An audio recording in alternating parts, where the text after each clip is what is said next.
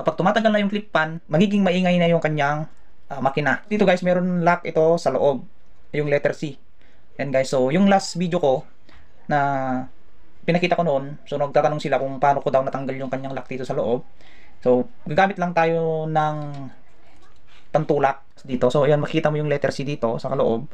Yung nose or yung mga ganitong medyo mas matulis na gamit. So ganito lang guys ang diskarte ko dito. So tatapat ko lang siya. Tapos itutulak ko lang pa ganun. Ayan guys. Ayan, ito yung kanyang lock. Ayan guys. So napakaliit lang siya. Tapos okay, so ingatan natin to kasi may possible na tatalsik kapag tinatanggal natin. So ang gagawin lang natin guys, ito yung cause kung paano or bakit medyo maingay na yung kanyang tunog or yung makina. So nakaka-istorbo na sa ating pagtulog. Lagyan natin ito ng langis or grasa. Ayan, so ang gagawin ko na lang guys, kasi medyo dry na siya. So lalagyan ko muna siya ng grasa, tapos papatakan ko siya ng langis.